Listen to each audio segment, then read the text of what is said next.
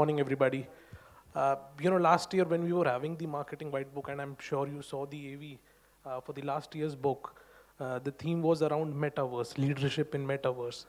And now, maybe we had a whole day filled with discussions around that theme.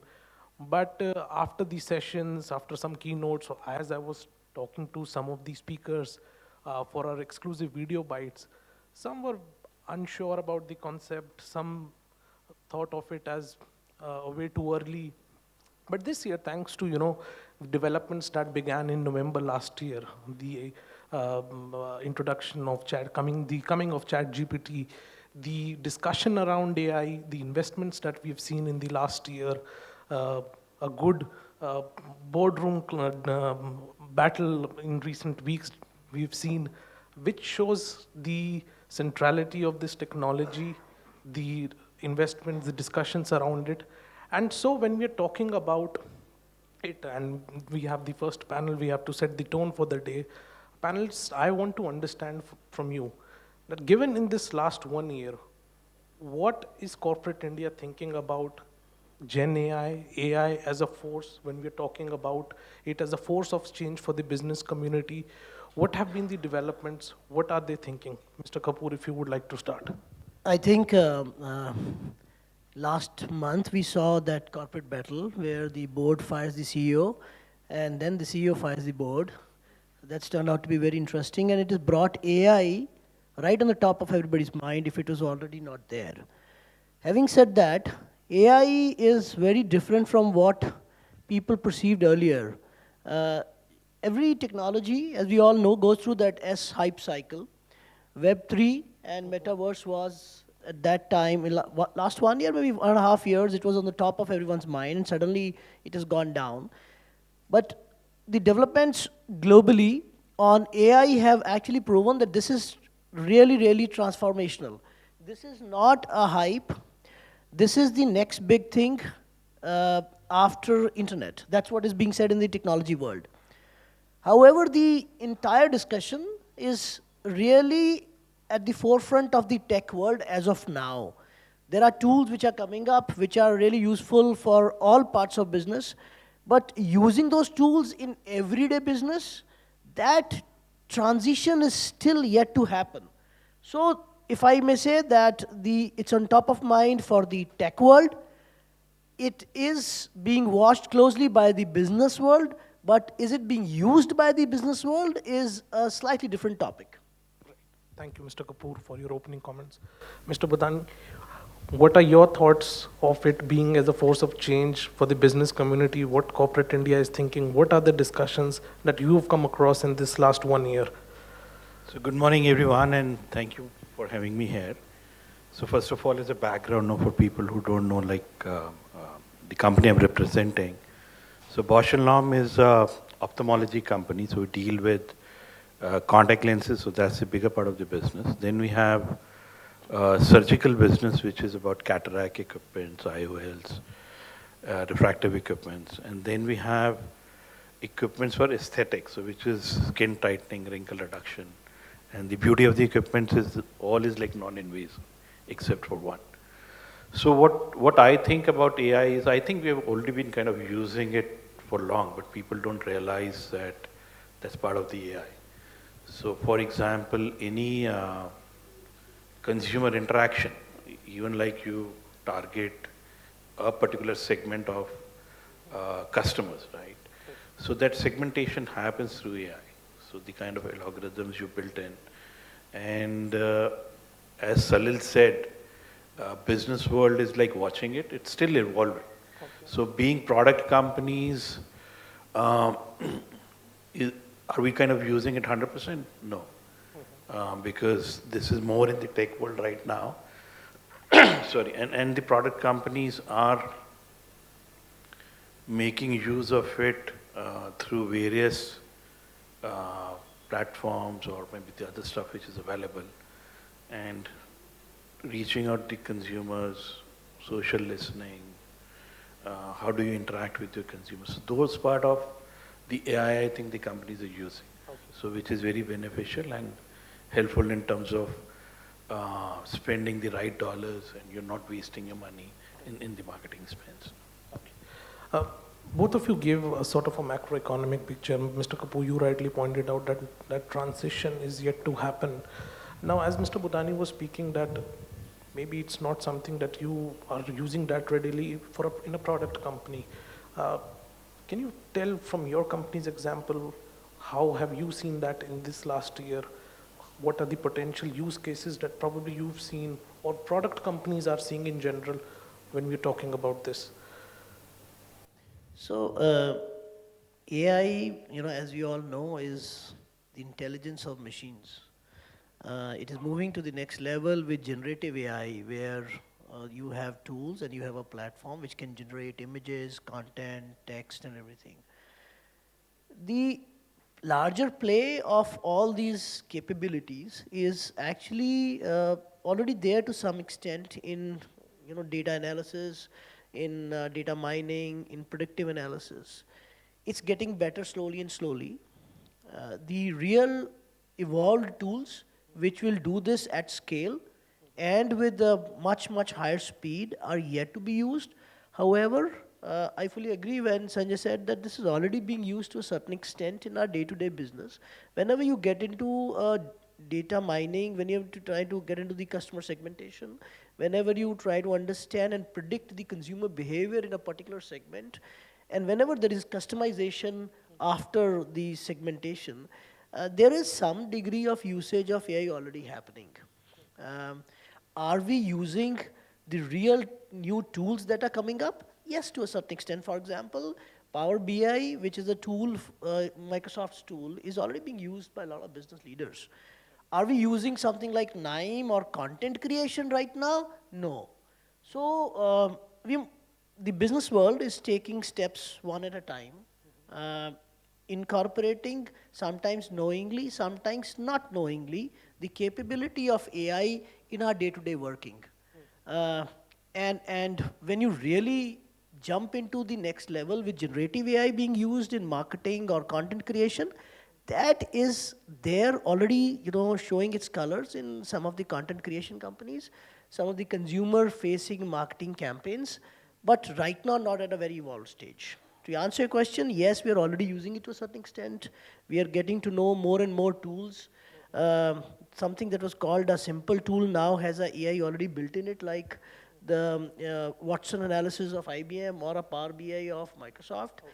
These are there for day-to-day analysis and work. But the evolved ones, the real game changers on the content, marketing, and customization side, are yet to take off. Mr. Bhutani, if you would like to share some of these tools, such like some examples that Mr. Kapoor shared that you've thought of or you've thought of using in future to give these analytics that can help you in better decision making. Okay, so best would be I give you like examples of what we have been doing as the company to maybe leverage the AI which is available and maybe reach out to the consumers. So I think 2-3 years back, we ran a campaign on multifocal lenses. For those like who don't know, like multifocal contact lenses, if people have a distance and a near vision. No? So first was about the consumer segmentation, because generally it happens to people above 40, 45.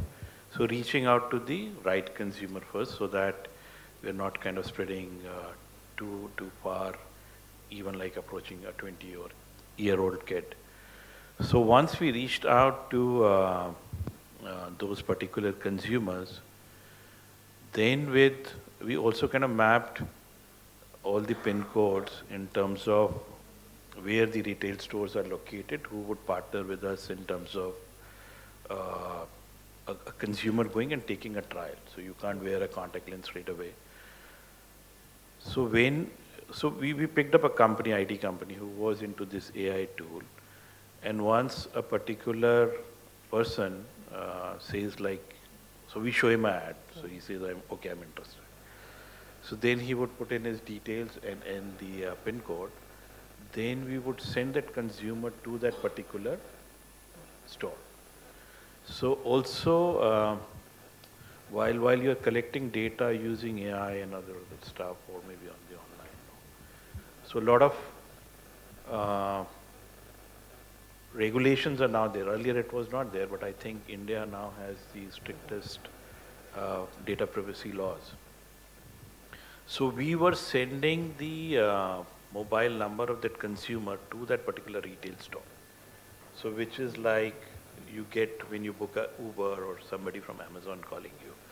So the right numbers were not there, only maybe few digits. Okay. And a calling button to the retail store. So retail store would then call the consumer, then consumer if he's willing to give the data and visit the store. So once he visits, takes the trial, then maybe using Google Analytics 360, we were also tracking that subsequently whether the consumer has gone or picked up the stuff or not. And that was primarily for 30 days only, because if you are interested, you'll buy the product in 30 days.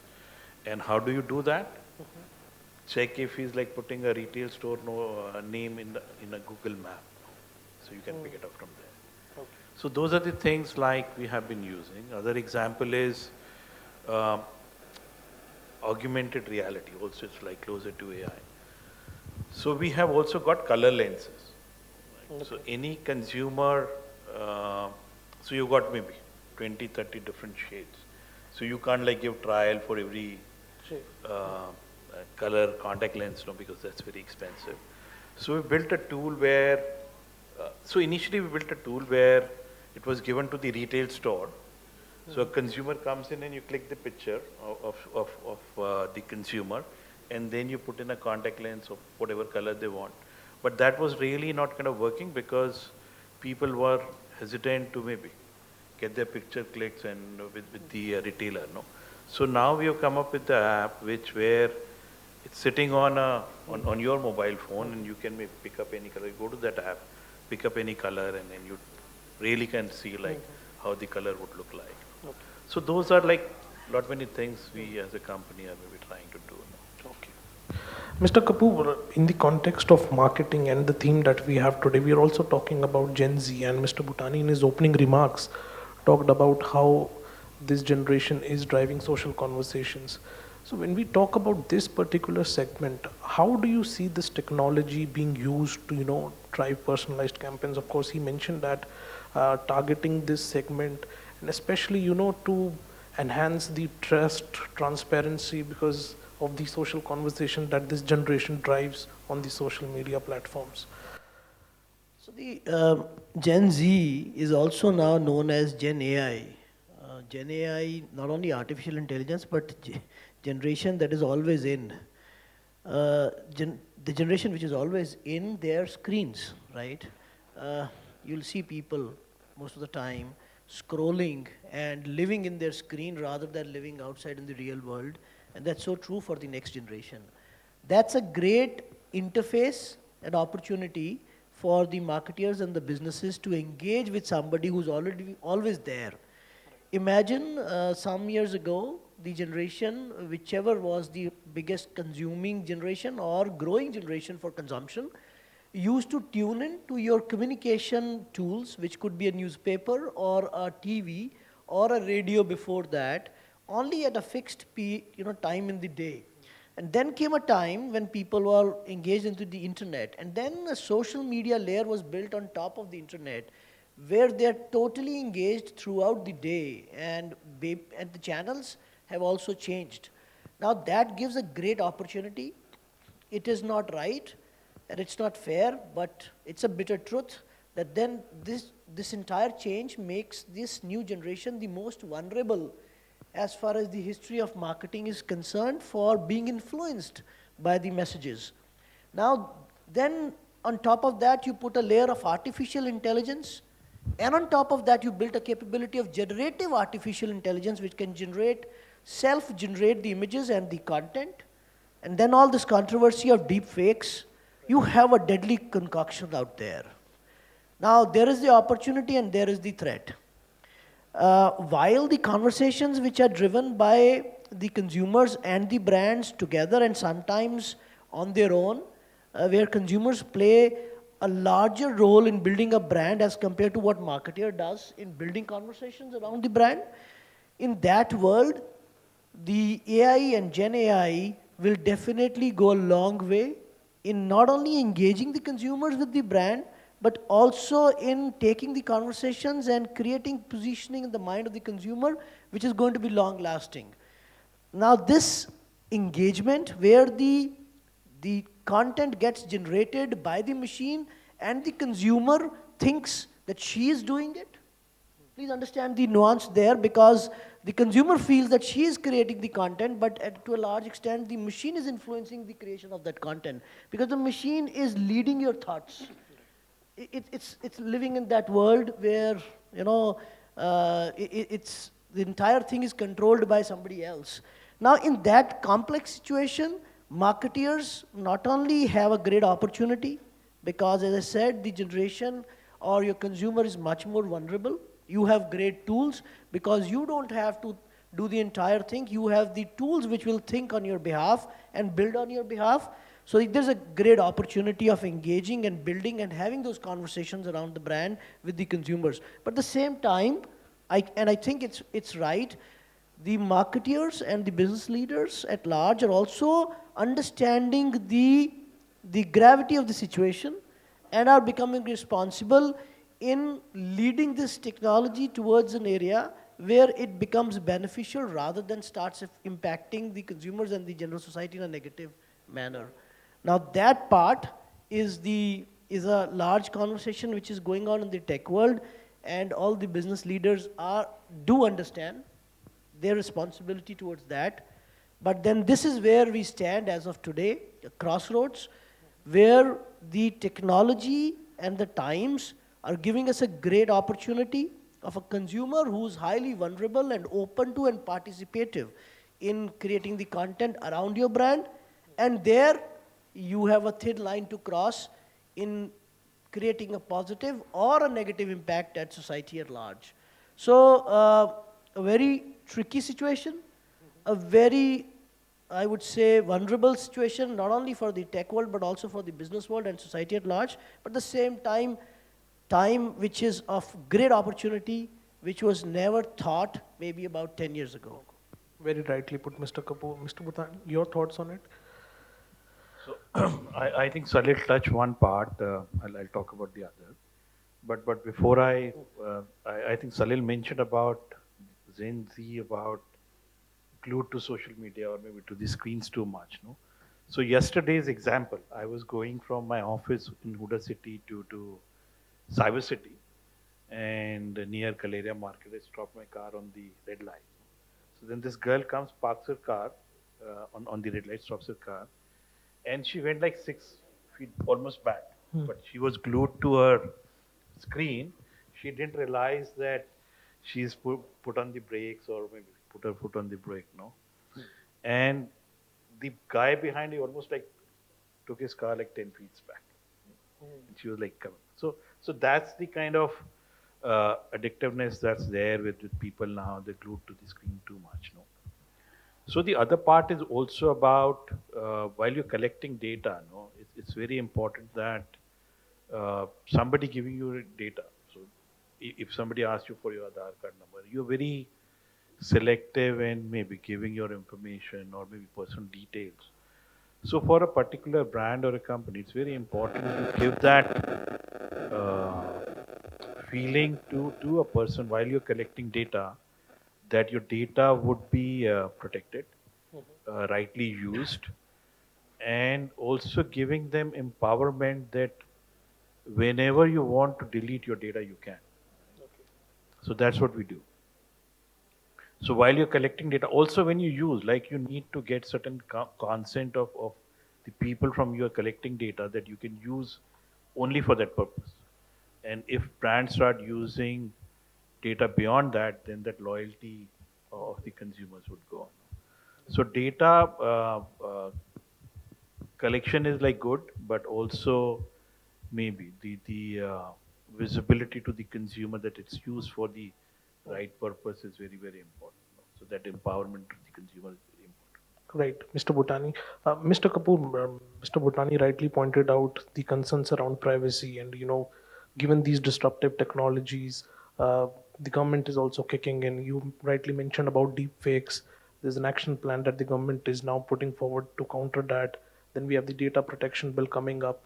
At large, for the business community, how do you think CEOs will be able to add a layer on all of this and be, sort of partners when we are making a framework for data security, data protection? So the data protection bill, which has recently been introduced and I think it's been passed also, is the entire thing is moving on to the next level. So the data protection bill 23, as it is known, is already out there. Business leaders have been told that this is what you need to follow, and there are huge penalties. I'm Right. told once this implementation gets into place, and rightly so, because there won't be one single person in this entire room who can deny the fact that we all start getting all those spam calls, which are not only for marketing and promoting some products that you don't need, but at the same time can be dangerous and can also take out your data and also affect your own not only privacy but also get into the spams and the frauds, the financial frauds that can be caused. So all this easy availability of data where everybody takes your phone number without a reason and thinks, because somewhere in their board somebody has said that we should be owning the consumer data, and then we should mine it for our customization and cross sell and upsell, but that all data then gets sold in cheap CDs to everybody and anybody who wants to promote and do those spam calls, right from the real estate to people selling cards or whatever. That was getting into a space which was bad for the consumer, and that, I think, it's a very great step that the government has taken. It's a very progressive step. Not many governments across the world have already thought so far. That effect now will have it on the responsible marketing as far as the data usage was concerned. See, there was always a term of permissible marketing. We all have heard that, read that. People have, agreed to that, but none has followed it. You have the data, you use it the way you want, and it was a free for all as of now. But now, if you really want to use that data, it will really be into the zone of permissible marketing, where you'll need the permission of the customer or the owner of the data to reach out to her. Right. And that is right now at a very initial stage. Across the country, everybody is discussing, the boards, the business leaders, all are discussing how do they implement it. Because till now, everybody was collecting data from multiple sources, especially the consumer companies. Be it at the time of sale, or be it the aftermarket services, or be it on the marketing front where you get the data or data customization, or you run the custom audience campaigns through the social media platforms. Everywhere there is data available in different form. Now, to what extent can you use the data without crossing the line of the law or without violating the law? To what extent can you store the data, and to what extent can you share the data within your system with your partners to further reach out to that consumer? All that is being discussed, and there is going to come a method out of this madness in maybe a year's time where things will get onto a better, hopefully, things will get onto a better level. But yes, now we will finally have a phase where the permission marketing will actually start happening in the true manner. And the data abuse will hopefully end. Right. Mr. Bhutani, any comments on how you envision this framework? So being a US company, we were very, very conscious about the fact, not now, so it started like 7-8 years back, when this was talking about more about data privacy. So that time we used to go to the colleges, and not using any software to capture data. So it was all on maybe paper. So it started that time. We got that paper weighted through legal, and none of our employees were involved. So we hired an agency, went to the college, took details of the kids there, and then also the consent, where and how we can use that data.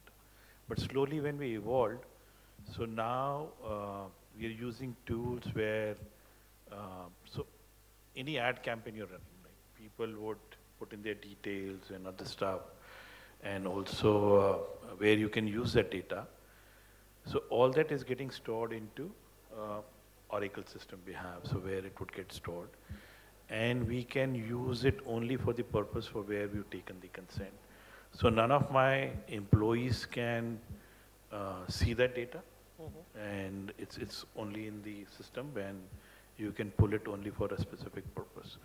So top of that, the privacy laws, as Salil was talking, is more stricter in India compared to US now, or maybe the European countries. So what we have done is, the legal head of the company is now the head of the data privacy stuff. So from each function, we have nominated a particular person who would head that function for the data privacy, and his or her responsibility is to train to the rest of the team in the function, because the way HR operates or way finance operates have like very, very different things what they do, or the marketing operates. No? Then every quarter we do a training of the people about data privacy, and just to kind of remind them this is very important. And there are subsequent audits of whatever data we are collecting, how that's being used, or it's being properly used or not, the consents are there, so that the penalties are quite high now, so that you are always on top of it. So these are the things we do. And as I mentioned before, that empowerment to the consumer, so whenever they want, they can delete the data now. So it would go out of the system and people would not even know. Very rightly put.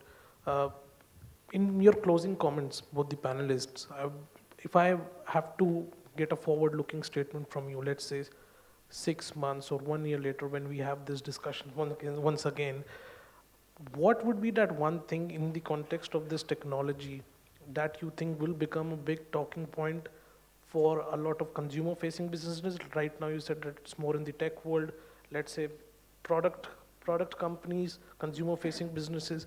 Any one or two things that you were seeing becoming as the biggest talking point in 6 months or 1 year?